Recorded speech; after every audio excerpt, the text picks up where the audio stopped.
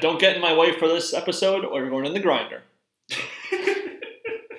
I suppose so, yeah. Well, guys, welcome to the final chapter of the Classic World Series of Poker look back, throwback, review in our Two Fish at the Table Poker podcast. I am your first host, Legend of Ben. And I am East Coast Sam. Yeah, we are wrapping up the Classics today, which technically, I mean, it's not really the end of the Classics. That's just sort of how Pokergo organizes it on their website. I mean, in a sense, this is the end of one style of episode format / production. So I do think it's a fair demarcation, but obviously the show still has much to evolve. And even in the non-classic era, there'll be many changes going forward. But not to look ahead, we are finishing up. We did a sort of a preview of the 2010 Main Event, and here we'll be finishing up episodes 7 through 27. And not only is this the end of an era, this is also the longest episode-wise iteration of the Main Event on ESPN. Yep, it's 27 episodes, so which makes for a pretty long one. Even though I think the episodes flow decently overall, they play plenty of time for each day's event, so you really get a sense of how the players are actually playing. I don't really feel like the characterizations of the players themselves are rushed. You get multiple segments for each player. I mean, overall, we'll obviously talk about our overall impressions of this at the end. But, going into this, I mean, this is definitely something to be excited about, too. Well, we briefly discussed the alterations specific to 2010, which included the uses of the tail of the tape, right? Which, to my surprise, did go through quite an evolution throughout the entirety of the main event. It really did. Changing up what part of the math of the game they are highlighting, as well as definitely a decreased emphasis on wacky segments or bits. Obviously, they were still used, but definitely it was a little bit less predictable as to what segments would be featured in each episode. The nuts, gone. Yeah, outright gone. And to my surprise, it took me a while to realize that they were gone. Yeah. Because I really kind of tuned them out after a certain point. There were obviously a few good ones in 2009, like the Billy Gaze and stuff, or 2008. But for the most part, again, within this batch of episodes, there was some evolution and alterations in the style. Yeah, really in terms of segments, we're getting straight from the pros / deal me in, which are really the same thing. Absolutely. Yeah. The same exact thing. It's a clip of a professional talking about a hand that had previously been broadcast. Some big hands, some less big hands. Yeah. Sort of just explaining their thoughts. It's not horrible, but it's not super necessary. And it's pretty evenly split between main event hands and other events like Tournament of Champions or other side events that are focused on from those segments. Yeah, and then obviously at the final table, the two straight from the pros / deal me in segments are both relating to the final table. So that was kind of a nice touch on their part. And a continuation of a segment called The Bracelets, which, to their credit, they usually did tie in the winner of that event to something related to that episode's events. Right. Whether it's Frank Casella winning Player of the Year, or a player still alive in the main event winning a bracelet and thus being featured. But this is probably the least offensive usage of that segment. Going forward, it'll be much more random who is highlighted in that event. Yeah, it was sort of a nice detail. Like, oh yeah, that player won that bracelet, but it wasn't super necessary for me. But it wasn't really. It happened so quickly that it relatively quickly. Yes. Yeah, but altogether, the segments deal me in and so on. They're okay, but I would have rather had one more hand. Than just having the segment, or something like the nuts, which is a little more fun. And speaking of hands, the wild card hands, just so many of them were so forgettable. It seems like they never let a bust out hand or an all in hand be involved in the wild card hands. It was just kind of like one of those, like on the turn, someone makes a folder or something, kind of not particularly exciting kind of showdown sort of hand for those wildcard hands. Yeah, really the fun part about that is just sort of Lon and Norm's back and forth. Not uber exciting, but sometimes there's a good line between the two. It's kind of funny to hear Norm get one right. And we'll probably get to it, but there was kind of one hand where Lon kind of plays it instead of Norm. Oh, yeah. And they kind of flip. But that was a nice novelty, but it's kind of a one-off thing, though, unfortunately. Yeah. So, again, the segments mostly miss on the hit or miss scale. but definitely fewer and shorter than years past, for sure. But jumping right back in, we had last covered the first half of day 2, the first of 2 day 2 sessions. So the first 2 episodes here, episodes 7 and 8, cover day 2BD, parts 1 and 2, with the main characters really being Phil Laak on table 2, and then on table 1, Jeff Shulman, Dan Harrington without a neck brace on, and later actually Josh Aryeh in part 2.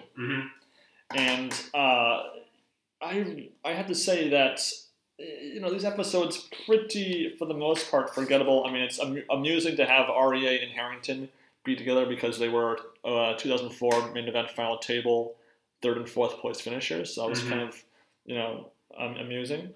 But I thought that the first part was far less exciting than part 2 of these 2. Yeah, I mean, we get a little bit from Phil Ivey, him sort of coming off of his November 9 run, but he's at an outer table, so we don't really get to see him play, and then he busts, and he kind of just leaves, like nothing really happens. So, I mean, that's kind of disappointing. I mean, again, they just didn't have any footage for him, I suppose, so they couldn't really build him up that much. They do try to kind of build him up for the start of the episode in the montage, but then he just busts, so we don't really see anything. I will say that for episode 7, though, the outer tables drama is by far the most entertaining part of the episode. You have a pretty crazy all-in of Phil Ivey versus this amateur Mizrachi, where Ivey ends up with queens against kings, pre-flop all-in, and he turns a queen, and then the guy turns rivers a king to double up, and that was a kind of a preview of what's to come in this main event for sure, as far as the roller coaster handout runouts, and then arguably one of the top 3 or top 5 most important moments of this whole World Series is the Prahlad Freeman Ted Bort Clockgate hand. Oh God, horrible! Just it's 60 seconds. It's not 59 seconds. Yes, that's all I gotta say. I completely side with everyone upset that Prahlad's hand was declared dead. I remember hearing in an interview or seeing an interview that Prahlad said he had 9-5 for a lower 2 pair, which at first didn't really make sense to me, but then I realized it was blind versus blind, so it's a bit more plausible. Okay. But I saw the pot size on the flop, and I just found it unlikely that Prahlad put in like 5,000 with 9-5 pre-flop. But it's definitely a cooler. If that's what he actually had, then I totally see why he was wavering on possibly calling a big all-in with that hand. Just the dealer says, Prahlad goes all in, calls. The dealer says call. Like, you hear her say clearly, it was a call. Yes. And then the guy goes dead. It's like, I don't understand. Like, obviously they can't replay the footage or whatever. There must be some rule about that. Yeah. But, like, I don't understand how you miss the dealer saying call there. And the dealer just mucks the cards. It just doesn't make any sense. It's just, ugh. But Ted Bort, we do have to talk about barking constantly. It sounds like a dog bark. It's pretty good. It's pretty good, and I will say he's definitely by far the most entertaining player, possibly just by his antics in the entire 2010 main event. I mean, it was a pretty antics-free, like screaming, dancing. Besides Candio. Yeah, Candio's number 1. Okay.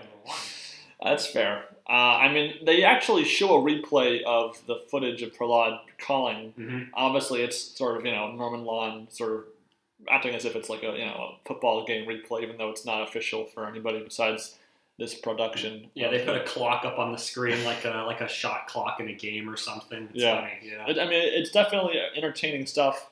I think controversy in poker is always entertaining. Yeah. Whether you agree with the ruling or not.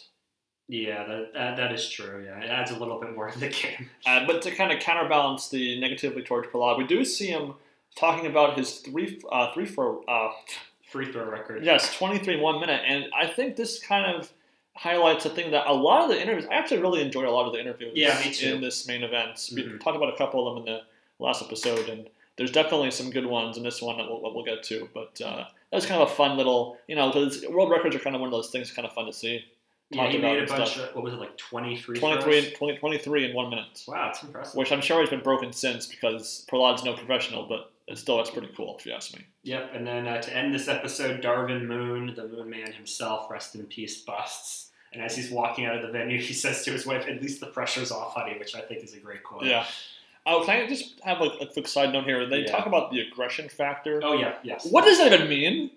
I have no idea what that means. Is that I don't know what the statistical breakdown of what that means. It just means how often you bet. Or is it related to how good your cards are? It doesn't make sense to me. Yeah, so they said Harrington's aggression was 38%. Yeah. And the table's aggression was 63%. I don't even know how you can calculate that. Yeah. Is it raising? Does how much you raise impact the aggression? I feel like it's A, it's not explained. B, I feel like if it's what I think it is, I think it's too simplistic of a view. Mm-hmm. So it's kind of a useless statistic to me. Yeah, I mean, it just confirms, surprise, surprise, Action Dan doesn't give action. What a surprise, we already know that. Yeah. Yeah. And then Phil Laak in these 2 episodes, he's pretty entertaining. He's definitely that talky kind of pro. He's kind of I feel like he's not that good a player, but he kind of brings other things to the table to make him kind of must-see TV at times, for sure. Yeah, and speaking of world records, Phil Laak sets the world record for the longest time spent playing poker, like 30 hours consecutively. 115 hours. Oh, 115 hours, excuse me. Excuse you. Jeez. If you look on the internet, you see that he was allowed to take breaks, and he could bank breaks, so he could take you get like 15 minutes every couple hours, so he kind of would bank like an hour and then nap for an hour and then keep playing. So that might to some take away from the prestige of the record, but I think it's fair that if it's in the rules that you can do that, then that's all power to him for doing that. Yeah, I mean, you should be allowed to take a break, go to the bathroom or something. You have to do that. Some of the other interviews were mildly amusing, I guess. You had, Barry Greenstein and Rainward comparing their knockout gifts for players, a book versus fossils. We do see Norm interview the Schneiders, our favorite stack 'em down the top, let's go, baby, from last year. Yep, so at a restaurant or something that they own. Wasn't quite clear, but interesting. We do see Phil Laak naming his price to show a hand, $20. That's pretty cool. If I was playing, I would try to lose as much money as possible to maximize my gains and minimize my losses. So I support that. He does make a great bluff of 6-4, and then the price is $40 to show. So little things like that are always kind of funny to see. Yeah, it's always good. Yeah, I mean, Laak's not a great player, but he just sort of has this everyman spirit that I like about him. He's clearly having a lot of fun. He does look like the Unabomber, which is scary. All sorts of stuff. We do see some Jean Robert, kind of the early appearances to set his, pretty deep run in this tournament. He does call the camera over while he flops top set, which is, I think, kind of a tell. I feel like that's the only time anyone ever calls the camera over his flopping top set. So. Yeah, top set or a bluff or something. Or top of the nuts. Yeah, something like that. So that was kind of funny. And then moving in, just right into day 3, where again, this is where the tournament kind of becomes real. Everyone's in the same room at the same time. Yep. A little under half of the field. There were about 2,557 players left at the start of day 3, and for day 3, they actually only used two episodes to show the entire day. It's a short one. It's a short one for sure. We do get Sky Nguyen and Adam Schoenfeld kind of highlighting the featured table for both of those episodes, and then kind of adding to our theory of that they take the loudest guy in the crowd and put him on one of the tables the next day. Ted Bort does get the honors of being on table 2 along with Jason Mercier, and Filippo Condio, whoever this guy is, does get to join them. Ironically, the two most animated players being together at the exact same time against one of the most probably composed pros, Jason Mercier, we have. So definitely a good little contrast there. Mercier kind of goes through an up and down kind of. He has a lot of chips when these episodes begin, so he kind of has that wiggle room to kind of do that. Ted Bort does get kind of a semi-penalty for barking by a tournament official. And then his response is, when he sits down, is, I guess they want us to sit here and be boring, which is funny, which is true, but kind of funny saying it out loud in the first place. Yeah, of course. He's not wrong. Yep. We do see at the outer tables our defending champ Joe Cata go Busto. We do see Daniel Negreanu, little shorty Daniel Negreanu, trying to get by on day 3, getting bluffed by 6 high. Yep. Kind of funny. That is funny. All 4 Mizrachis being together on the outer tables, where they will kind of be a congregate of coverage for the next couple of days going forward. Yeah, it's a shame they all busted at the end of this episode, though, but, you know. You almost had me there. Gotcha. You almost got me, yeah. And we get, I think, the first appearance of Vanessa Selps. Yes. Is that true? Yep. In the main event for sure. Not her first ESPN episode coverage shown, but in side events, but first time in the main event for sure. Yeah, berating other players. I like Vanessa, but the player she berates, by the way, Robert Varconi. Are you kidding me? What are you doing? Like, it's not like he's not won the main event once and you haven't. Oh, wait a minute, he did. Oh, show some respect, lady. That is funny, yeah. I mean, it shows no matter what year you look at her, she has that same kind of arrogant, cocky attitude. When somebody else, I mean, Varconi makes a great player because he basically can't lose. He's putting him in a chance to win some chips versus, calling.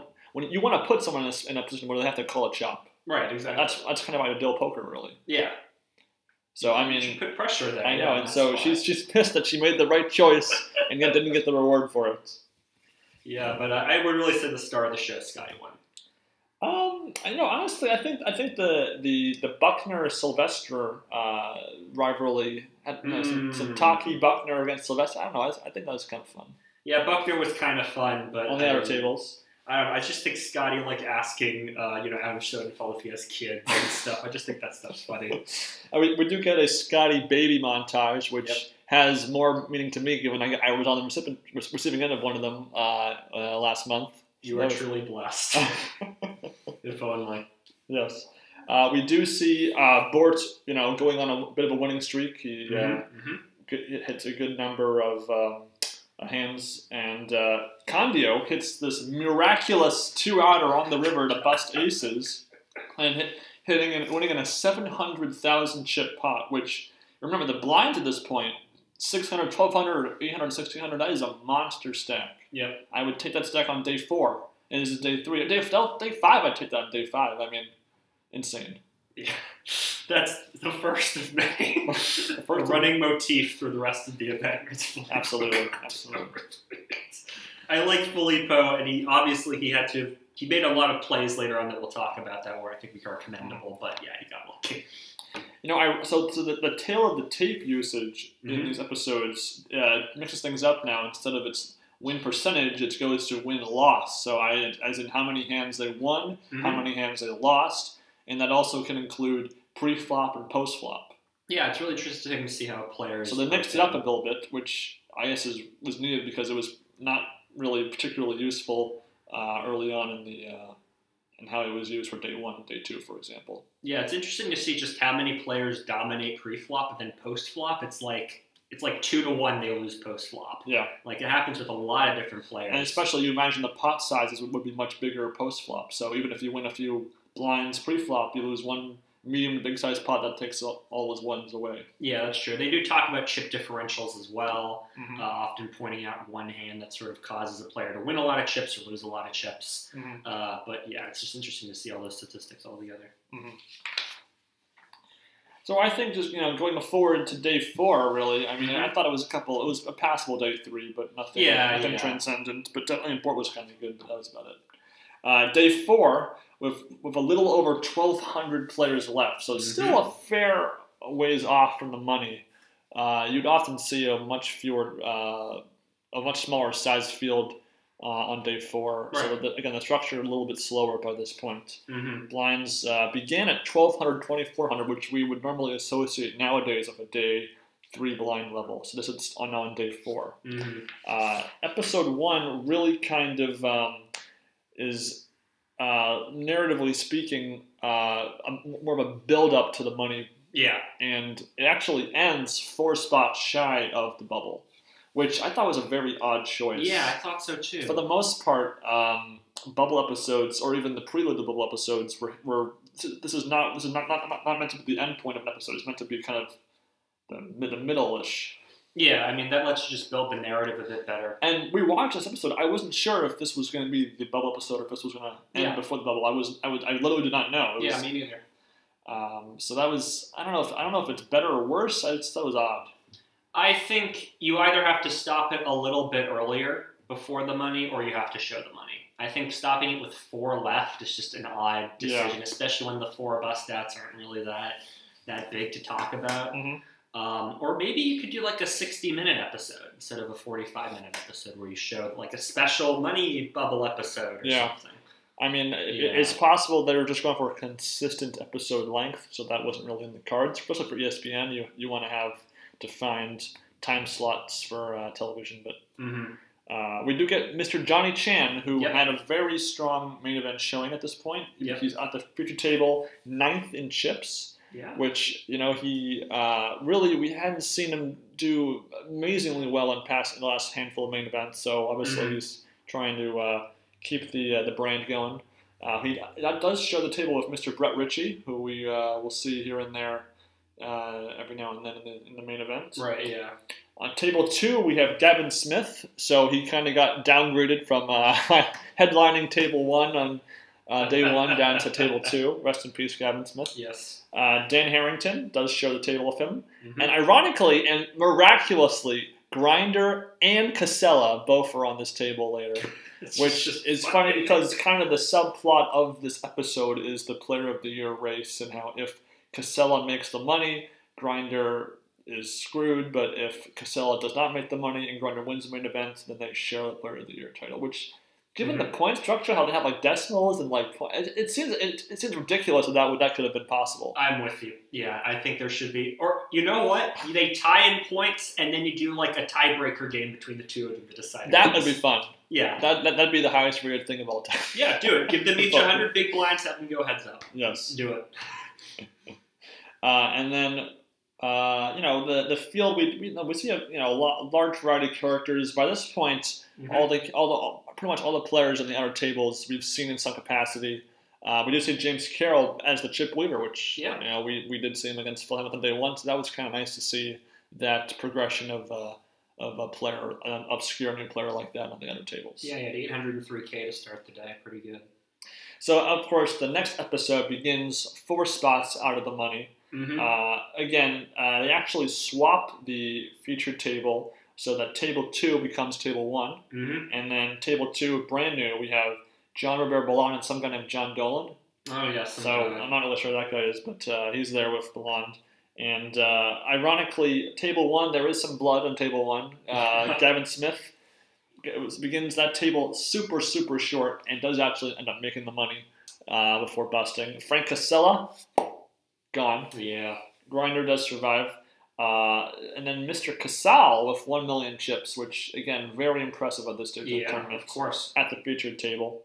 Hand-for-hand play is how the episode does begin, which, again, I actually do like that component of the bubble. They kind of span the whole field. They see the short stacks. They kind of, oh no, I have so few chips, I gotta survive. We see, including even Gavin Smith, folding pocket 4s of 7 big blinds, which in a lot of spots is a instant shove, but even for Gavin Smith back then, the money does hold some significance. Yeah, something we should mention in these 2 episodes is Hamadadi, the previous year's bubble boy, who, folded his way down to having 1 trip and then one chip had to go all in with 4 tray. Actually has a pretty decent stack. Yes. So they keep sort of cutting back to him, and Norm has changed his narrative on him. He thinks Hamadadi's too smug. It's just really funny. And Hamadadi, he shaved his head, so he's got chips but no hair. Yeah. Whereas last year he would have had hair but no chips. Exactly.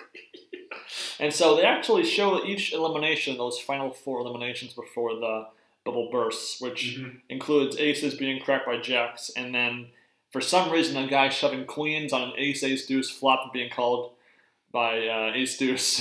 Yeah, crazy. So 1/3 into this episode, the bubble bursts, and then the elimination floodgates are open. All 4 Mizrachi brothers making the money, which again is a very cool accomplishment. You imagine, again, 10% of the field back then make the money, and you have 4 players who are all brothers making it. That's very, very cool. Yeah, and they take a moment to just show all the Mizrachi brothers calling each other and saying, you made history. And it's a sweet moment. There's a lot of little sweet moments throughout the season that I really like. Yes. We do see our very first sighting of Jonathan Duhamel, some guy who might win $9 million, might not, I don't know. And So day 4 only gets 2 episodes, but to my surprise, because you might think of, the post-bubble play is some of the most fast-paced elimination, chip accumulation moments of the tournament, and it would be nice to have seen some of that action. But regardless, we move on to day 5, which is with just 574 players left. Day 5, again, also only getting 2 episodes. So again, it's some pretty fast-paced, not quite as fast-paced as when they would do 1 episode per day, but again, pretty fast. Yeah, but there's no real need to have 4 episodes, I think, at this stage. Oh, even just 3 though for day 4, I feel like it could have been interesting. Yeah, I mean, it could have been interesting, but I feel like at this point, it's the intermediate stage of the tournament. There's no real clear narrative. Like when it's down to 3 tables, there's a very, very clear narrative and natural tension for it. It's kind of just nice to just get through this and then that's true. That's a fair point. Spend more detail later on. So the headliner for the day 5 2-parter is Phil Galfond, who is 5th in chips and known as a online phenom. I think he still kind of is now. Maybe not as much as he was 10 years ago, but yeah, I think his stars faded a little bit, but yes. I think he's still out there. We do have Condio by some miracle at his table, and Mr. Speranza, who I know had a deep run in the World Series of Poker Europe main event a couple of years ago. That's how I know him from that. On table 2, we do get Vanessa Selps, Adam Levy, and then that table does morph into James Carroll and Sky Nguyen. Selps, just oh, Selps. Selpsty. Yeah, she busts. She goes busto. Yeah. We do see a lot of kind of tail of the tape content used without really being not really being called tail of the tape, ironically, for Phil Galfond. Galfond kind of chips up and then chips way down throughout day 5. So again, I enjoy seeing the big size kind of blow it. Yeah. Bit by bit. So that's fun. That's fine for me. I mean, I don't hate Phil Galfond. No, I don't. Not me neither. I just find things like that kind of. Yeah, there's an interesting segment where he's got his, it's a standard interview. He's talking to the camera, but he has his laptop there. He's playing poker while the segment is going on. It's like, oh my god. Yeah. These guys are freaks. Wow. Ironically, for the day 5, a lot of the top 10 stacks, we actually were familiar with them by that point in the tournament. So that was a good thing to see, because it's a shame when it's just 9 names you've never seen in that coverage up to that point, and then one person that maybe was at the future table, for instance. Yeah, I mean, right at the start of the episode when they show the chip counts, there's some guy named Matt Jarvis on there, number 6. Yeah. And then this guy Soy Win pops up toward the end of the episode. I don't know. They don't really amount to anything. Now, episode 14 did show Mr. Kostyuk, who has multiple sclerosis, and he'll be featured later on, and that was sort of, the medical mind in me kind of takes note of that instantly, of course. Yeah, he's sort of the, charity sort of story of of this year's tournament, even though he's a very sweet guy, but Day 5 does see the end of quite a few players. We knew we lost Buckman, Farha, Mercier, Hamadani, Schoenfeld, Steve Sanders, a lot of, Gary Ailstein, who I know from some YouTube videos. I forget the name of the show. It was like that live casino poker room thing. Live casino poker, live at the bike? Yeah, live at the bike. Yeah, okay, he's a frequent player on that, so that reminded me of that. I do think that Galfond was the subject of the best tail of the tape, which was comparing his first 20 hands against his previous 70. Yeah, that was a creative usage of tail of the tape, where it's not something that would instantly jump out at you as obvious, or something that was. I mean, it was a fun little kind of breakdown for sure for me. Yeah, he really did implode a little bit. Yes. Yeah. We do lose one Mizrachi, but and then we lose another one, so we're down to just 2 heading to day 6. I know. Day 6, we've alluded to this before in conversation before us recording this. It's the most dull segment of this entire tournament. Yeah, we were talking before about how we could divide this into 2 more episodes, 2010, and then we both just kind of looked at each other like, day 6, we could just kind of skip it by, so we can get this done in 1. So really, day 6, they, for some reason, not sure why, they decided to break it into 4 episodes. Yeah. And really, 2 of them are headlined by Matt Affleck. They allude to him as that big chip leader in 2009, went bust on day 6 in it was 80th or something like that. 80th, yep. And then the second half of the episode has Grinder headlining the featured table. But the thing is that despite them being kind of the main name, the main character, they really don't do anything particularly exciting or important in their narrative. They just kind of sit there with a lot of chips and just kind of stay with a lot of chips. Yeah, exactly. Not particularly interesting. We do lose Johnny Chan at the outer tables. Mm-hmm. We do, the day 6 goes from 205 players down to 78 players, with just one Mizrachi left. Robert Mizrachi does go busto, leaving Grinder as the sole Mizrachi, trying to, hold up the family honor, which, again, it was by far the most prominent and most consistent sub-narrative, subplot of the entire main event. Yeah, absolutely. And there's sort of a nice little moment where, Grinder finds out that his brother's been knocked down. He's, shaking his head, and the brother comes over to watch him, and so it's the three Mizrachi brothers watching Grinder. I thought that was a nice moment. Yes. And, we lose the last woman in the field, Zuckerman, the last woman standing, so...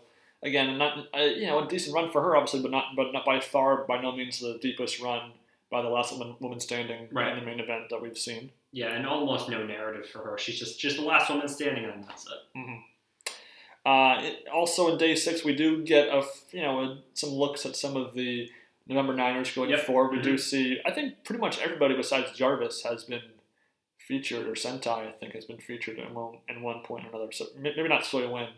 But everybody else does get their time. Yeah, I mean, Chung and Raichner chip up and have very big stacks going into day 7.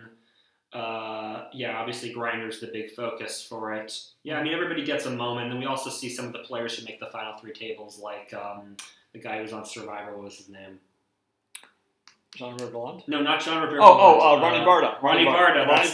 Ronnie Barda. The other guy who was on Survivor. Excuse me, sorry, yes, I spaced out for a second there, yes.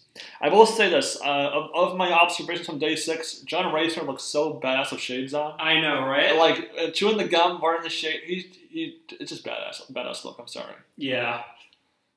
So I'll give him props for that fashion choice for sure. Mr. Kostayoko, we mentioned with his MS, I read out he actually died in 2016. Yeah, I read that. So 6 years from when this tournament concluded. So shout out to his family. Hopefully they rest in peace. Yes. We do lose players like James Carroll, Phil Galfond, and again, players that we had seen pop up here and there. So. Making it fairly deep, but not super deep. I mean, I don't really have much else to say about. I mean, we could break down a lot of kind of irrelevant stuff, and I think it's just worth moving on to day 7, honestly. Well, I will say that Condio's penalty was so effing unfair. Okay, that I will totally agree. He doubles up with aces against queens. He has an outburst. It's emotional, he's happy clearly, and he gets a 1-round penalty, not a 1-hand penalty, or even 2-hand penalty. Not a warning, a 1-round penalty. That's 2 red cards. It's not even a yellow card. It's a yellow card, not a red card. Yeah, keep in mind that Bort earlier for barking 20 times gets just a verbal warning and no problem. Absolutely, and it wasn't even directed at the player that he beat. Yeah, it was to the wall, away from the table. I'm totally with you there. Yeah, and it wasn't I'd say Kavad Khan's sort of celebrations were more annoying because he stayed at the table and he's throwing around chairs, but Condio leaves the table and goes away and is just let the guy have some fun. I mean, it's just. I will say, and besides my John Raichner observation, Theo Jorgensen has a very expressive and amusing face. Oh yeah, that's true. Yeah. Very cool. I will give him props for that too.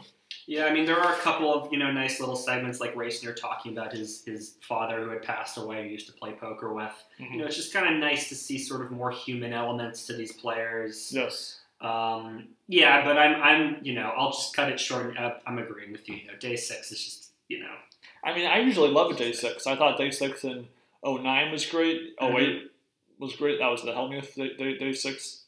And unfortunately, 2010, a big letdown. Yeah.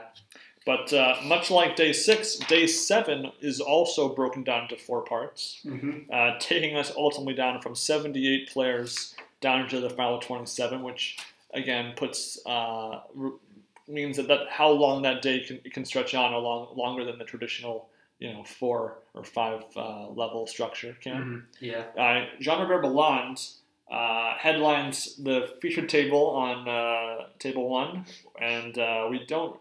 By this point, pretty much all of the tables have multiple players that we've seen in some capacity up to this point. So it's even if it's not the most familiar or big time name at that table, it has some relevance to what we've seen prior.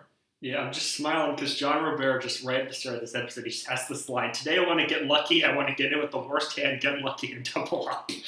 Then we have a lot of chips. Then we can play some poker. It's just such a great line. We do. He has a table headlined also with Dunst, Tony Dunst, and John Reisner, and Hassan Habib later on. And Jean Robert gets a little upset that Reisner folds king-queen when he has ace-king on the first hand. And then he promptly blows it by blowing up by shoving queen 10s pre-flop after that.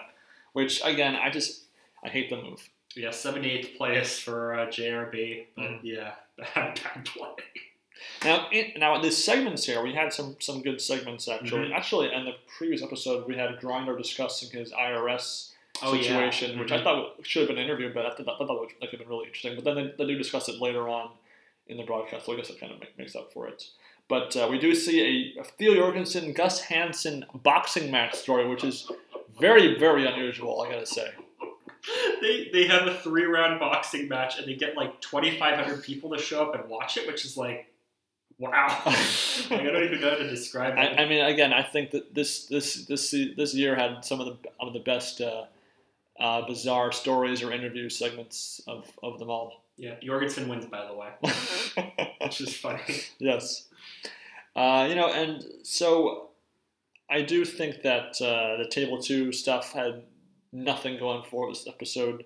The next episode pretty much sticks to the same tables, only we get Joseph Chung on table 2, and some pretty good play on display going forward. I do feel like the quality of poker play from really this episode 20 onward was really entertaining. I'm with you. Yeah, I think possibly of the highest level of all of the coverage we've covered up till this point. Just from a poker, having a top pro make a entertaining / strong move, going for it, making a good bluff, making a good call, those sort of basic poker principles. I think it's just very solid play. Yeah, case in point, Thorson. What a great play! I mean, just what a ballsy player. I mean, yes, absolutely. He gets bluffed by Matt Affleck. He bluffs Matt Affleck. Right, he bluffs in a great hand. I will say this though, is that there was an odd on the very first hand of the episode. We had the tourney official rabbit hunt on the river. I know. The weirdest thing. Actually, it's frowned upon. Yeah, I know. That's just weird. Maybe it was a new employee or something, or less experienced. Just a one time. Kind of went for it. It was very strange. Matt Affleck, they had tried to craft a narrative about him on day 6. That really was a non-starter. But by day 7, definitely more of a factor. He makes this atrocious call of king high, 2 million chips of king high. I mean, just trying too hard. Yeah, to Thorson, no less, giving the most aggressive player all these chips. Thorson, who, if you might recall, had made a deep run in 06, even though he looked entirely different back then. In just 4 years. Crazy. Very strange, huh? Yeah, he lost to Jamie Gold back then, which he explains later on, which I just love that he mentioned to Jamie Gold. So Now, to my surprise, there were a surprising number of players that are kind of, semi-prominent. You have Bryn Kenny, Johnny Lawden, and Matt Berkey all still in this main event with, 6 tables left, 7 tables left. None of them would, kind of go the distance, but, still pretty prominent names by 2021 standards, making it this deep in this main event. Yeah, I mean, to make it to day 7. So unfortunately, none of them really got any focus at all. It was a little strange that they, but then again, maybe this was just before they would have been at the prominence that would have warranted such coverage. Yeah, I mean, they just kind of mention them and move on. At least they're on the coverage. Yes. Grinder, we've mentioned he's popped up here and there. He really does play some great poker from this point forward. He makes some great folds on day 7. A painful correct fold, as I like to call it, on the first hand of episode number 21. There's a rabbit hunt for the entire flop. Yeah, I know, huh? which is just, again, very odd. Again, I guess they're maybe playing a little bit looser with the rules and just at that featured table by that point. Playing looser with the rules, and Kanyu gets a 1-round penalty. This going forward, the Our Table focuses very much more on just on the all-ins because every elimination is so impactful and meaningful. This episode really was the first one to give us some focus on Duhamel. Yes.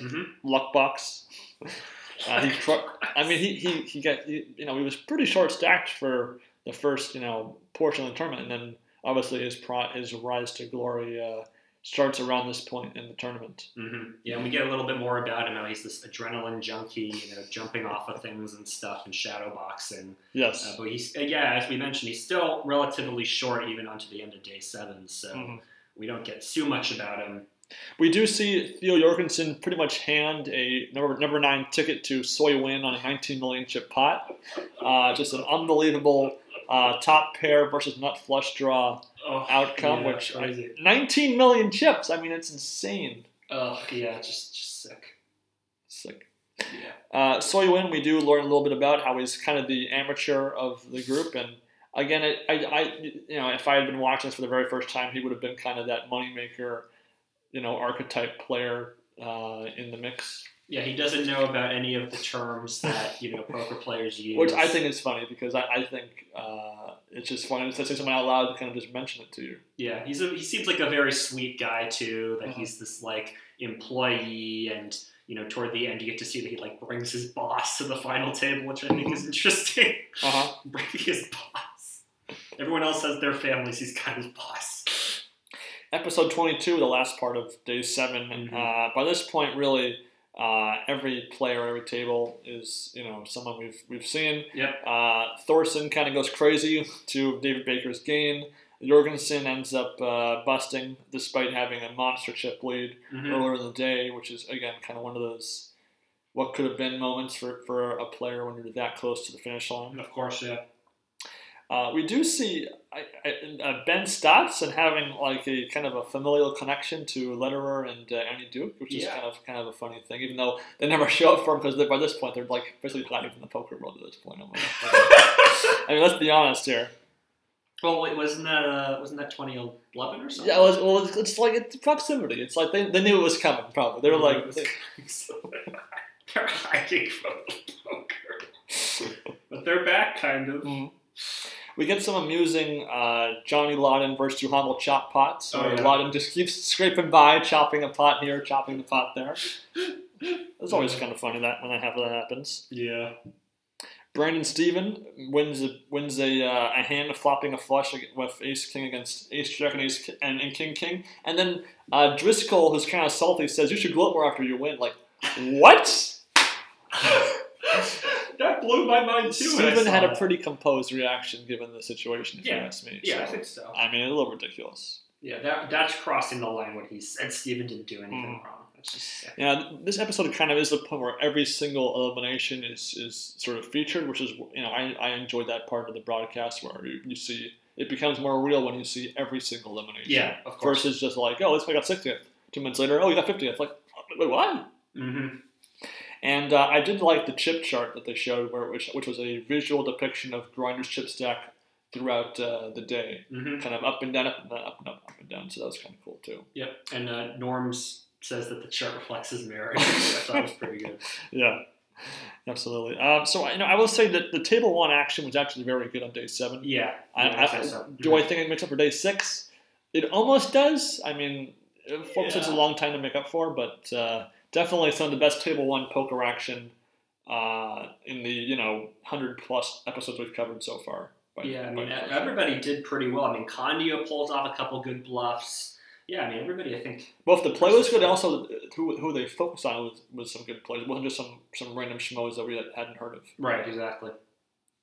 And then finally, we get 4 episodes highlighting day 8, which is the build-up from the final 27 down to the final 9. The November 9, yeah. And again, as per usual, 2 episodes gets down to the final 18, and then the last 2 get us from 2 tables down to the last table. Yeah. So So the first episode covers the first 6 eliminations on day 8, and I made some notes about trying to see like how much of the top 9 to start the day would make the final table. And me too. What we've noticed is it's really been, for the most part, like 6 or 7 of those top 9 will make the final table. Yeah, I mean, there's usually a top stack that busts, and there's usually a bottom stack that kind of goes on a tear and manages to build. And there's usually one person in like the bottom 5 that'll make the final table. In this case, that would be Mr. John Dolan, who began day 8 in 24th place. And again, you get a couple of chip leaders that just have so many chips that you just think there's no possible way they could blow this, right? Right, exactly. We see Philip Condio lucky that Bukarek didn't see his pre-flop raise. Crazy. Because it would have changed the dynamics of the hand, which is just one of those small things you think about. The small things that can affect the entire outcome of a tournament. Yeah, and he busts a player in 26th place, not just like a little thing either. He actually it changes the narrative of an entire tournament. We do kind of get, again, one of the lamest wild card hands from Affleck against Jarvis. Yeah, that was pretty lame. Thorson kind of he goes all in shoving one card. Yeah, I know, right?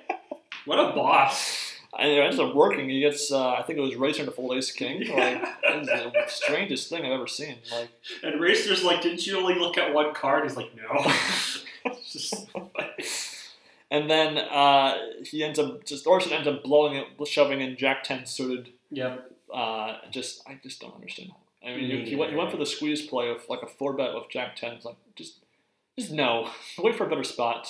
And Racner's rail calls both the turn and the river. And by that we mean they call the exact card on both the turn and the river. No, that's pretty cool. Which is so sick, yeah.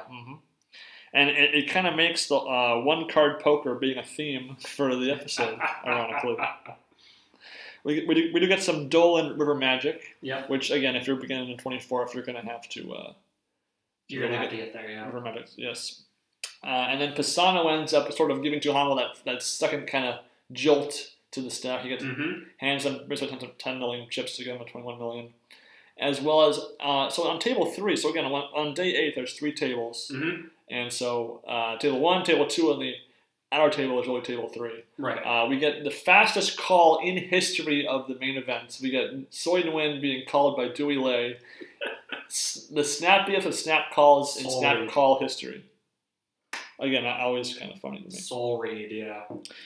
We do get kind of a Mike Matusow themed Deal Me In, though, in this first part with him discussing his day 1 fold of a flush. And it actually kind of made me realize what he meant by, and I got a speech too. Right, yeah. Because when I first heard that, I thought he meant he had a speech he was going to say. Matusow has Yeah, and I have a speech too. I think he was No, it was, but I misinterpreted that sentence as him saying that Matusow was the one saying, I have a speech too. Yeah. For the hand after he does it. Presumably after the hand was over, he would say a speech. Yeah, we're talking about the hand where the guy goes, I either get doubled up by Matusow or I get beat by Matusow, that hand, and then Mike goes, I got a speech too. And I got a speech too. Yeah. And he says somebody does something like that clearly shows that they're confident, which is a good read, and he folds. We do see the first usage of the infamous beige $250,000 chips in this tournament, which, again, that's just the ugliest, weirdest chips to use ever.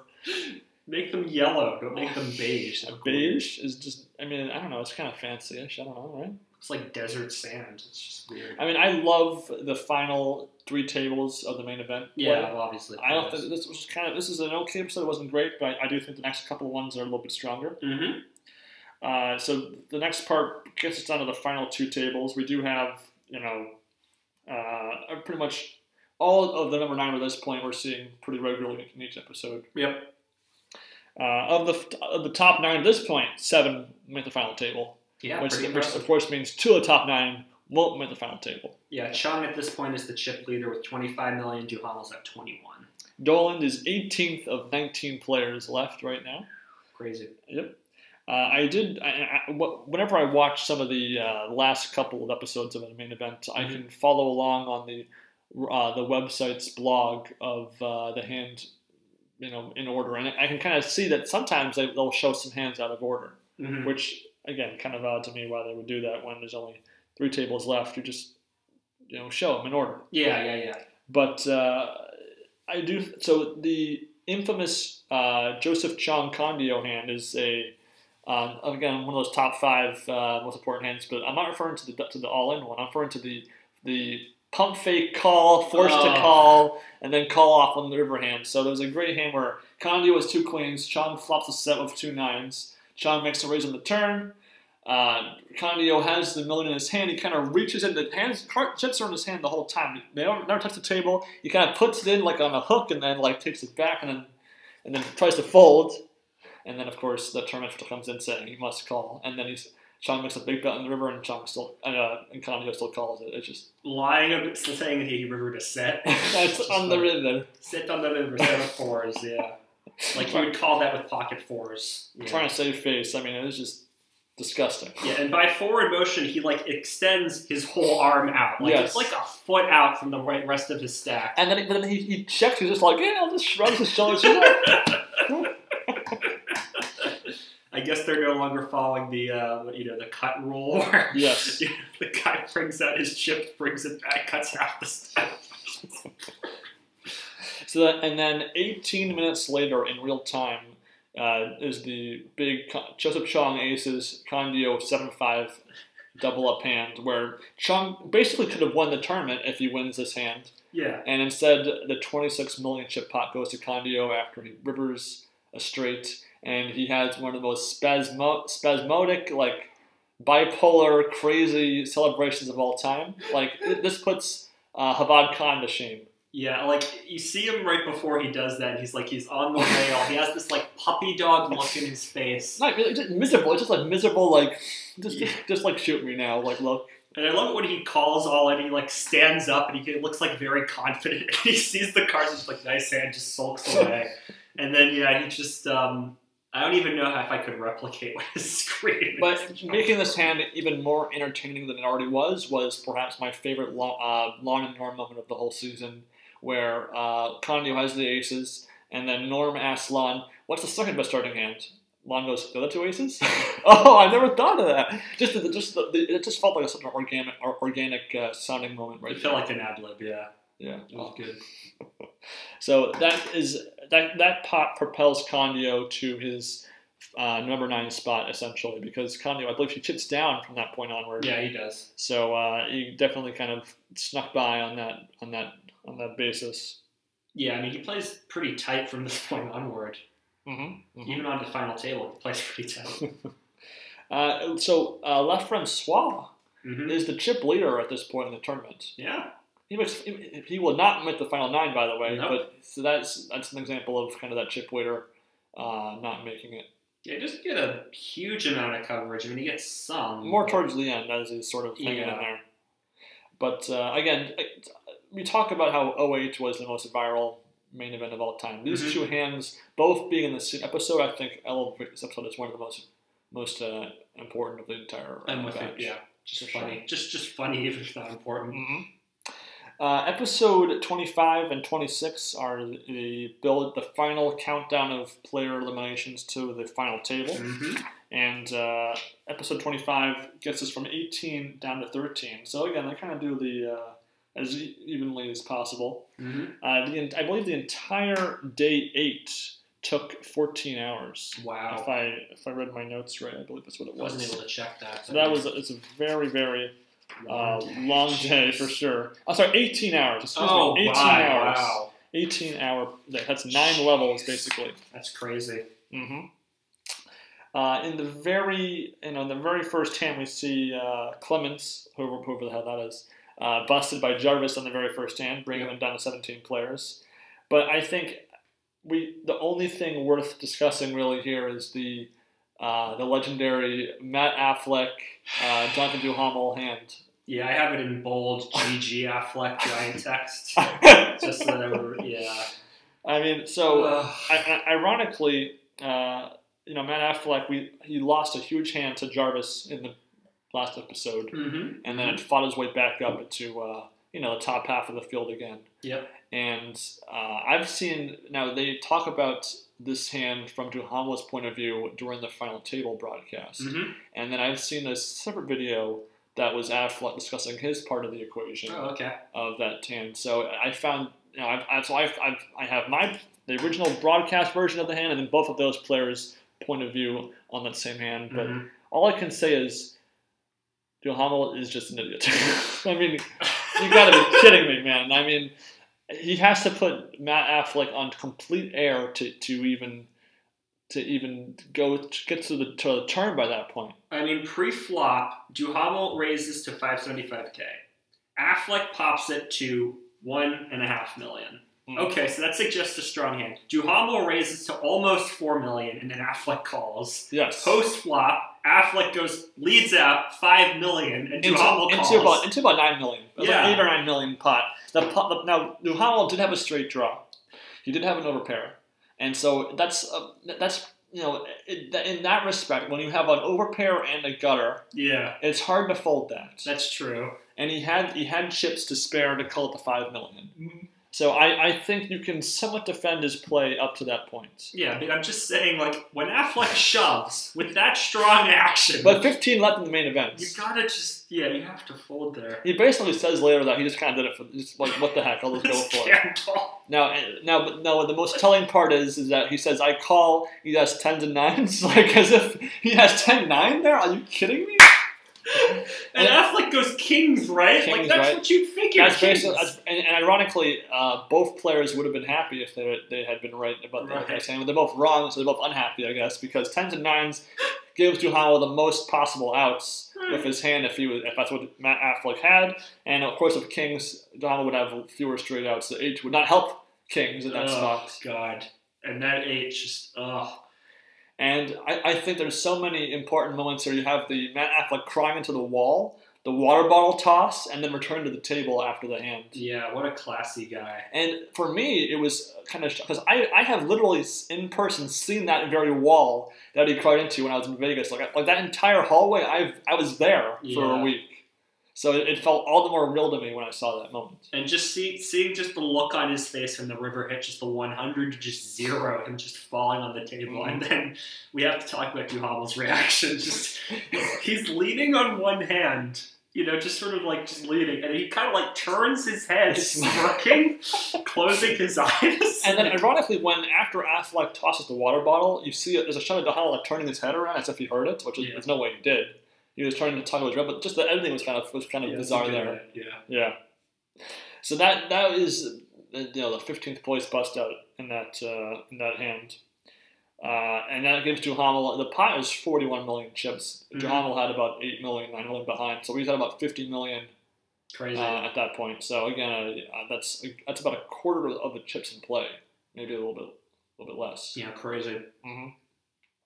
So that moment, that hand really kind of jumped out at me as sort of the big, of course, attention grabber. I will say Hassan Habib's short stack play, very, very impressive. Oh, yeah. How long he lasted in this tournament. He had no chips for basically almost 2 full days. Yeah, he busts in 14th place at the end of the episode. Very impressive. And we do see Le Francois still in first place with 18 left. Again, it's all downhill pretty fast for him going forward, but it's worth mentioning, I think so. Yeah, of course. And then just the final episode is that last little get me into the final table situation. We have Grinder, who was in last place of the final 13.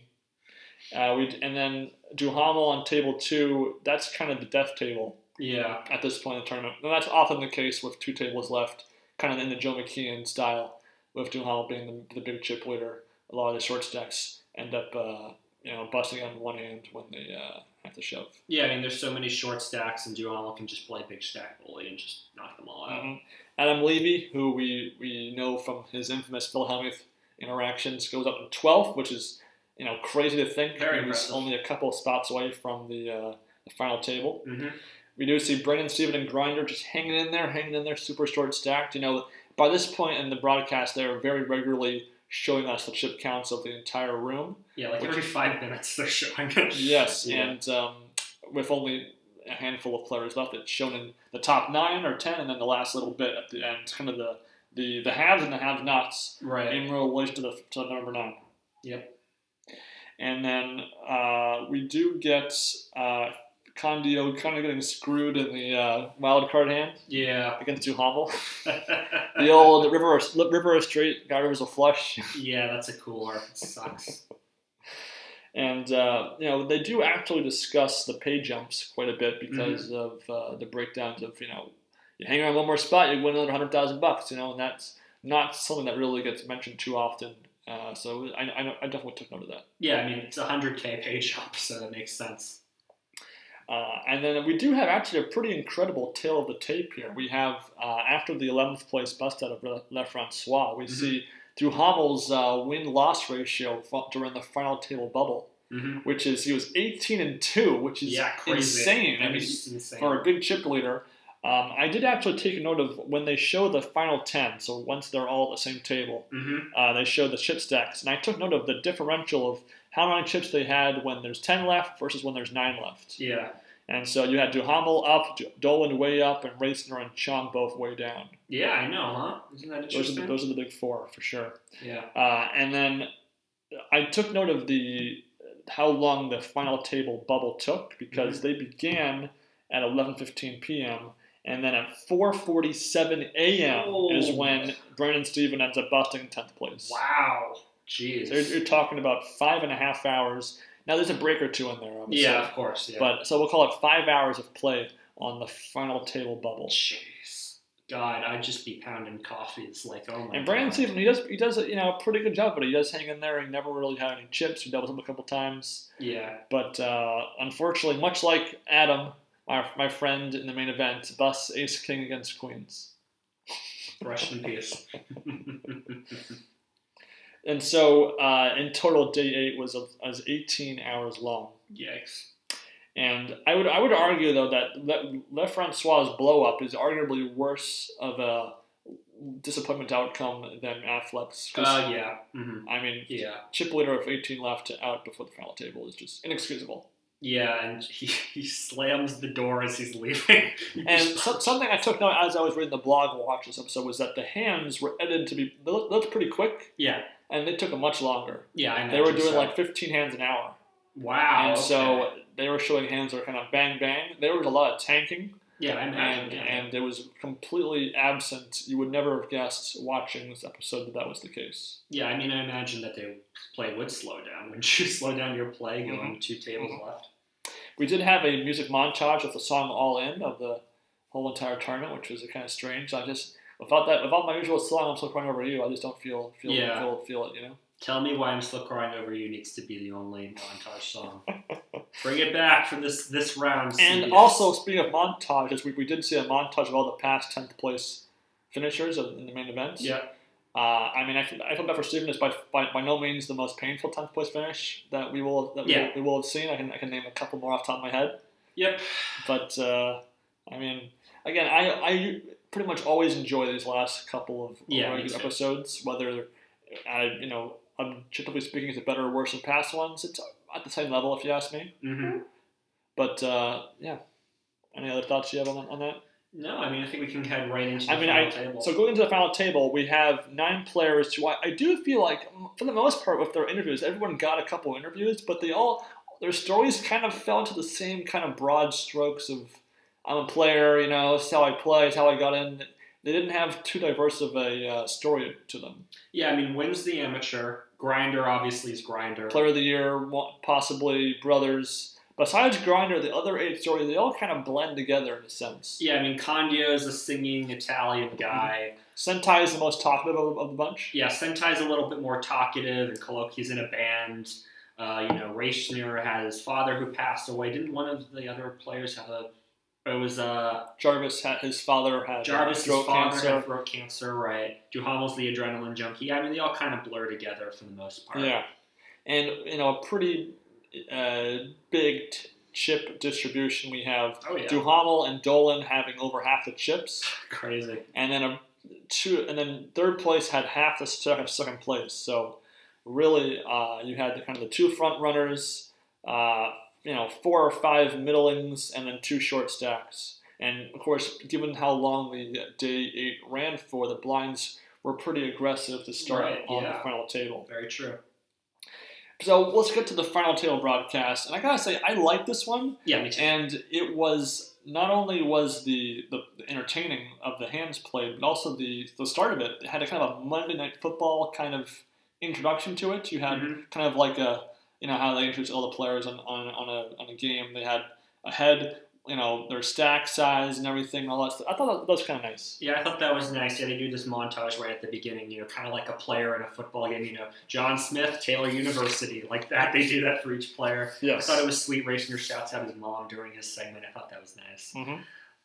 And I thought that we had 9. Nobody was unlikable. Yeah, nobody. I mean, Condio is kind of a spazoid, but besides that, nobody was really rude or cringing or anything like that. So that was, kind of a first, and they all spoke English, so that's good. Yeah, that's all nice. And so, the play, again, I felt that 09 was, I think, by far the wildest, craziest final table we had seen up to that point. Mm-hmm. This episode definitely, is a good contender for the top spot as far as best final table episode. Yeah, it's just pretty entertaining. And it has kind of all of the things you look for. It has bad beats. It has back and forth runouts. Mm-hmm. It has chip leaders falling, new chip leaders coming in, falling off. A lot of chip moving around. You didn't have the short stack go out first. You didn't have the chip leader, dominate the entire time. You had, a kind of very, even match of sorts. Yeah. Even though Ben once told me, okay, I swear to God you told me this, and you said that you didn't remember this, but you told me that you thought that Duhamel played the worst of any main event winner at the final table.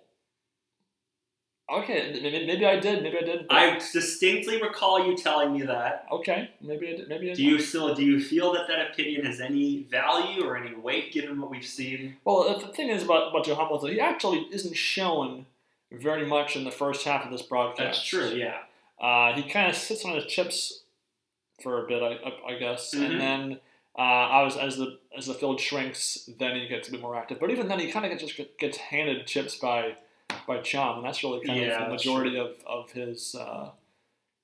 I mean, he wins a couple of key hands against Grinder, for example, but I don't know. I mean, I don't think he plays good or bad in this episode. All right. We'll say that. All right. I think the only player who I would say played poorly was Dolan. Yeah. And then Chong, of course, had the biggest mistake of the entire time. Mm-hmm. Now, this is a double-length episode, the finale. Mm-hmm. Again, recorded after the production of the first part of the tournament, and then produced and filmed as if it was all part of the same series. Yeah. We do get the first half only covers 9 players down to 7. Which, right. Yeah. Because there was so much chip redistribution in that first half that was just kind of how it went. And very similar to 09, where that went from 9 down to 6, I believe, or even 7 still. Yeah. Same principle. Yeah, Win blessed kind of late into the episode. I mean, we've seen a few hands before Win finally goes out. So the first player eliminated Soy Win, who began only in 8th place anyway, so he's trying to make some moves to chip up a bit. Yeah. He busts in hand number 28. Yeah. So that's 3 orbits, which, in some final tables, the first bust that takes a long time, and others pretty quick. This was kind of in the middle. Yeah. And Matt Jarvis, after giving away a lot of chips on hand number 3 of the entire thing, he began in the middle of the pack and then loses half his stack, essentially, so that kind of handcuffs him. He busts in 8th place in arguably the most crazy run-out hand of all time in the main event. So sick. To Grinder, an ace-queen, 9's flip, hand number 43 of the whole tournament, so 2 orbits after Nguyen busted in 9th. Yep. We get the 3 queens on the flop for Grinder, followed by the turn 9 for Jarvis, and then, of course, the river ace. The old 1, 2, 3 bust out for me. So painful. So painful. Oh, my God. It cuts to his parents just crying in the sidelines. It's like, oh. So Jarvis wins $1 million and change. Mm-hmm. Ironically, the final table, 9th place did not get $1 million for the most part, even though this was the second biggest main event so far.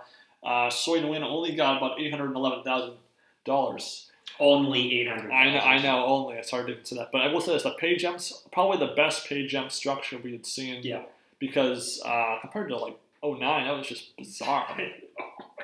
Each pay jump was worth multiple hundred thousands of dollars, and then obviously from fourth onward, it's in the millions for pay jumps. But worth noting if you ask me. Yeah, very good. Yeah. Jason Sentai by far the talk.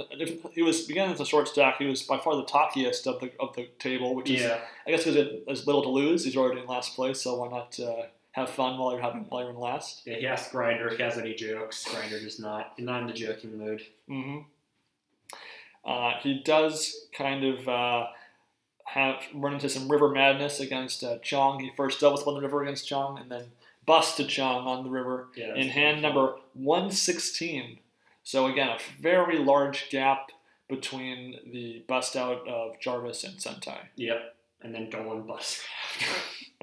So Dolan busts 13 hands later, and he by far, he plays the worst. Just from the math, he begins second in chips, 46 million in chips, 21.1% of the chips in play, ends up busting in 6th place, just pretty much a straight roller coaster hill down in the chip counts. Yeah. During those like probably like 4 or 5 hours, 6 hours of play. Yeah, there's always sort of one player like that at the table who's like second or third in chips and he gets some. But kind of, but not underrated at all. Grinder, he chips up in these big chunks during the table. He began, again, in the middle of the pack, 14.5 million, still playable. And he actually goes from bottom of the pack to chip leader. Yeah. Midway through this final table, which, Frank Casella probably shivering in his boots. Oh my God, can you imagine? So nervous. He becomes a chip leader by hand number 71, and he has a peak of 65 million in chips at one point, which is about how much Duhamel began the final table with in the chip lead. Right. But basically from 5-handed play onward, it just goes very poorly for him.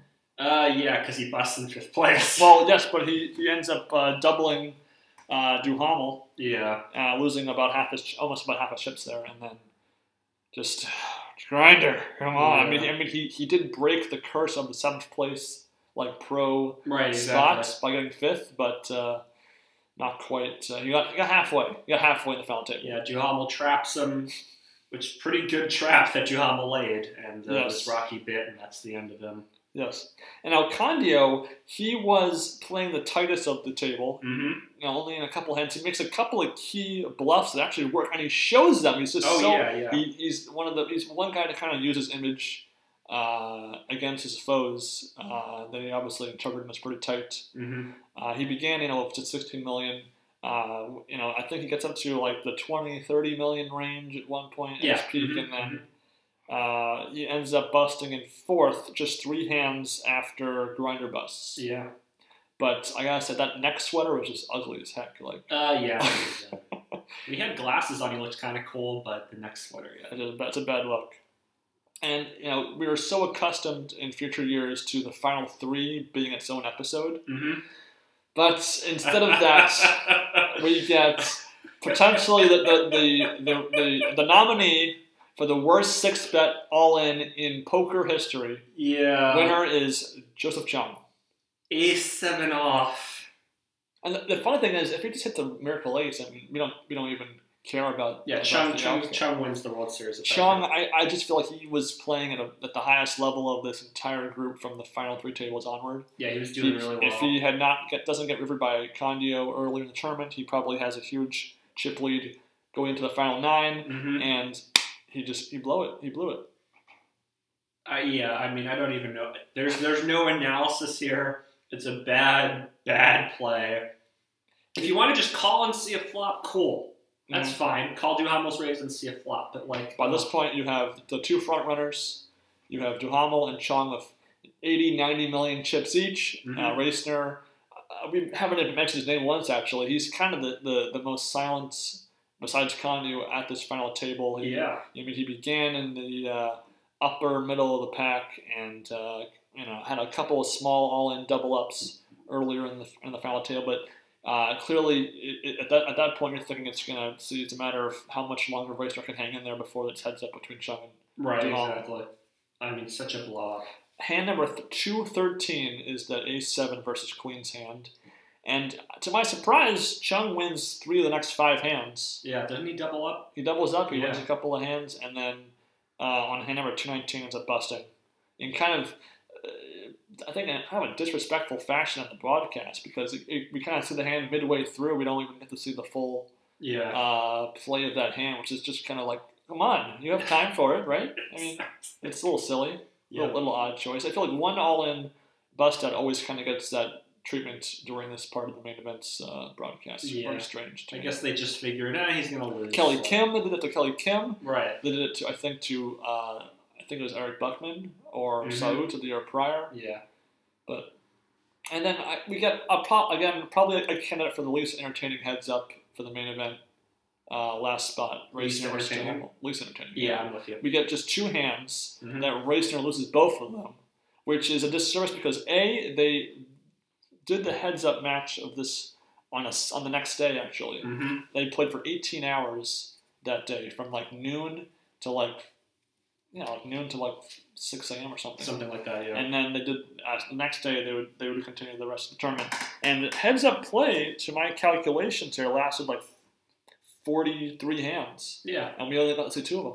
And Reisner won a good chunk of them. I mean, it wasn't he doubled up, I think, a couple times. Yeah, and they don't. Nice, So a little disrespectful to Reisner, if you ask me. Yeah, and then the all-in hand is Duhamel has Ace-Jack, shoves all in. Reisner decides to call with King-8 suited, because why not? And, that's just it. Duhamel doesn't even pair, I don't think. And Reisner against the short end of this deck, he was not in a single hand for the first 50 minutes of this episode. Yeah. But I think, even though we've discussed play-by-play here, we have left out all the segments here because we get a double supply of segments for this episode. True. We do get the interview about Matt Jarvis's dad having throat cancer. We do see a couple of odd shots of the money vault with 2 guards, like a pan of their face. I know, right? Very creepy. We do see Griner discuss his financial highs of his career from 05 onward. They do even show a shot of him in the 05 main event that we briefly mentioned last time in 05 episode. We get Duhamel's side of the Matt Affleck hands equation, and again, he doesn't come across very good in that analysis either. He just says, "Let's gamble." Just why not? Yep. We do see the Joe Cata Darvin Moon first hand of heads-up play for the Straight from the Pros segment. Yep. As well as the Deal Me In Cunningham versus Gold. Again, kind of a throwaway Cunningham Gold one, but I did think the Cata Moon was fine. I mean, it was heads up for the main event, so we were at that point basically at this point, so it made sense as a parallel. Yeah, and by the way, Frank Casella's Player of the Year. Just thought they'd mention that briefly, sneak that in there. I feel bad for him. I really do. I mean, Griner gets all the oxygen, gets all the free time, and then Casella just gets a brief mention. They don't even see him rewarding Player of the Year or anything. They give you a trophy or whatever. Yep. They don't even show that. They just the year prior, Lissandro had gotten that in the middle of the main event. Yeah. No such thing for Casella this time around. Yeah, because everyone was just disappointed that Griner lost. I mean, they changed the rules. Excuse me. Day 1 of the main event. Of the final 9 to 2 was 14 hours, not 18 hours. Oh, okay. Still, that's a long day. Yes. And then we do see the tail of the tape amounts to how many hands of the final 3 were the chip leader versus being a short stack, which was, unique, I guess, but, I mean, we only got a handful of hands where we saw one of those players being in that role, really, so it didn't quite mean as much to me as it could have. Yep, Duhamel was the short stack for 1 hand. And then doubles up. Yeah. We do see an interview about Reisner and his gum habits, which is kind of funny to me. He goes to 2 a day, which is, I guess, better than Valak Beauregard at least. Yeah, jeez. And then, I think that... And then we do see this is the first usage of the big 500K chips that will be a standard for the final table, and then later on, earlier in the tournament going forward. Yep. The oversized frisbees, or flags, as they also are called. Yeah. So I will say this: I really like the interviews in this episode. Yeah, me too. I really like the play. I think this is altogether a very, very, very, very strong finale to a, mostly meh main event. I mean, there were some high points as it went on, but I think that A lot of it was kind of in an effort to focus more on the math of the game. It kind of alienated me as just sort of getting to seeing poker pros and bizarre characters in action. Yeah, I mean, as we sort of mentioned before, Ben and I are not professional poker players or anything like that. We do know about the math. We've played the game for many years now. We understand the sort of strategy and stuff, but we do like to see sort of the more human moments, character building, and so on.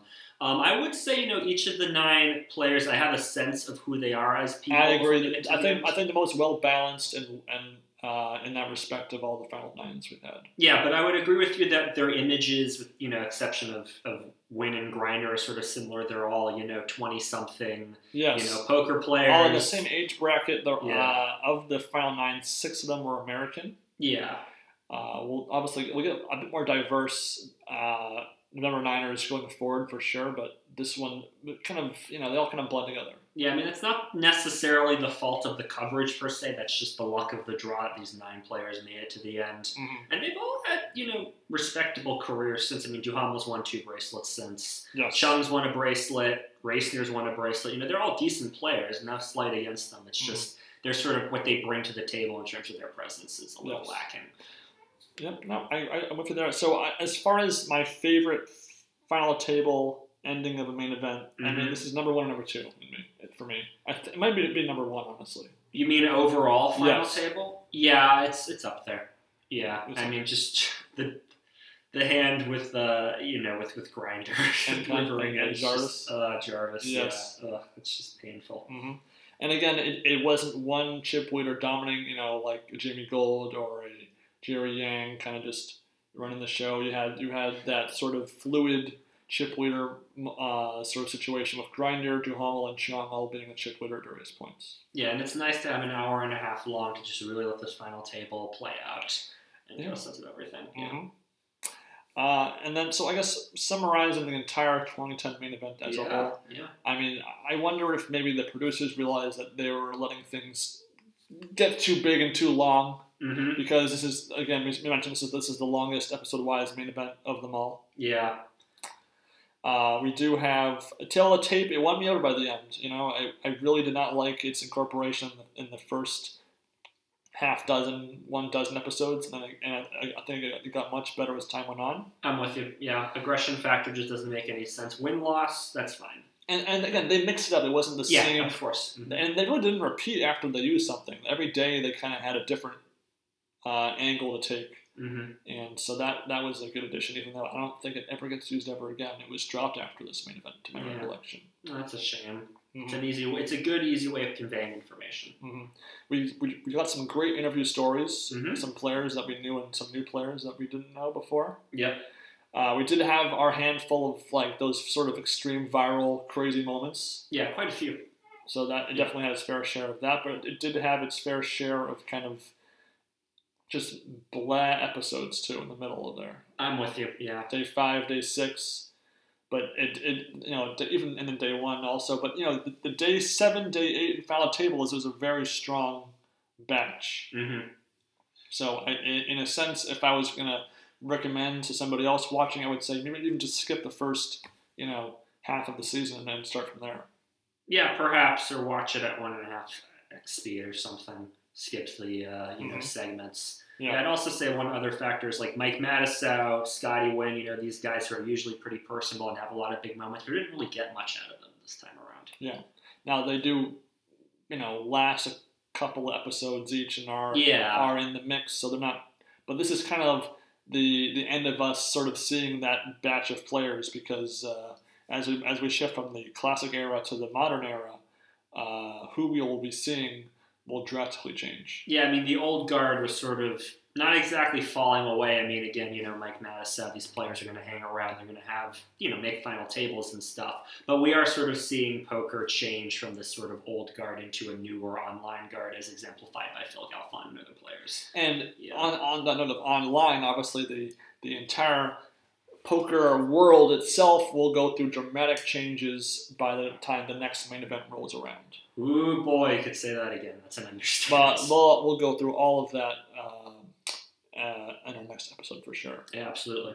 Now, Grinder is our undisputed main character of this tournament. You could argue that Ivy was it in 09, in 08. It's a little bit harder to pick one. That was kind of a couple of people that kind of fit that category for sure. Yeah.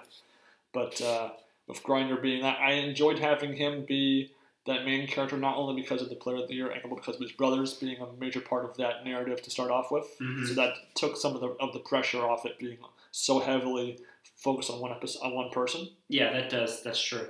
That is true. Mm-hmm. Again, the wild card hand, this is the last time we'll see it in this style going forward. Yeah. Mm-hmm. I didn't think it really worked very effectively this time around either. When they first used it in 09, and I liked it, and then it was 08 also, I guess, but no, it wasn't 08, it was 09. So I liked it a lot when they first used it. Lux Feldhouse that very first time was great, and then it just kind of fell flat for me since then. Yeah, I'm with you. And then the bracelets, which we weren't really mentioning. Unfortunately, we will not be free of that segment for the next couple of main events. But yeah, I didn't like it. Mm-hmm. I just don't think it works as overall. Mm-hmm. Mm-hmm. Any thoughts on where this one ranks in the classic WSOP history? I don't know. I mean, I have I'd say to give it a letter grading to this, maybe a B minus. I'm with you on the B minus. Yeah, because it's like a good essay it's like an essay that ends strong, mm-hmm. like the conclusion paragraphs of it and ties it all together and makes it work. But the first bit is lackluster. Yeah, I mean, I suppose, man, if I had to rank this along with the other ones, maybe toward the middle somewhere. Yeah, I guess I mean, I would put it toward the bottom. I don't think it's as bad as 04 was. No. It had some positive changes that won me over by the end. So I'm remiss to put it near the bottom. Definitely put it in the middle. Yeah, it's hard for me to rank them in order, so I'll try to give more letter grades and stuff to them. I think B minus feels about right to me. B minus, yeah. Okay. I'm with you there. There. Anything else you have in your mind about this 2010 main event? 2010 main event? No, not particular. Yeah. All right. Well, we bid adieu to our 2010 main event, the end of the classic era. Mm-hmm. But obviously, if anybody listening has any of your own thoughts on this main event, and or just has any questions, comments, or anything to add to our ramblings, we're happy to hear from you, and we will include you in future episodes going forward to discuss what you have to say about it. Yeah, I mean, we're really interested in anybody who is featured in any capacity in any of these episodes. If you just happen to be walking by the recording studio where Norm and Lon were recording their lines, we'd love to hear from you. What did you hear? What exactly, we're very interested in the production history of these episodes, how narratives change through time, how production values change through time. So let us know what your feelings are about them. As we continue on into 2011. We enter a whole new decade, a whole new era, a whole new style of ESPN broadcasting. Yeah. And things will be dramatically different, and it'll be it's the second longest main event episode count, 26 for 2011. Yeah. And I gotta say a big thanks to everyone who basically exploded our Mike Matisow content recently. Yeah. Both the previous episode of our podcast and the Matisow video have our top two view counts. So we're thankful for everybody who gravitated towards that content, and we will not really, unfortunately, have much in the way of Matisow antics for the next almost decade of main events, unfortunately. Yeah. But Matisow, if you're listening, we would love to be on your podcast, or you be on our podcast, and we'll love we think that you are worth making more content about. So yeah, absolutely. Let's connect. Share phone numbers, whatever it might be. We'll play in your home game or whatever. I don't know. But we'll see you next time on the Two Fish at the Table Poker podcast. Yep. This is Legend of Ben saying, have a good day and enjoy your poker. And this is East Coast Sam. Happy holidays to all who celebrate, shop local, etc.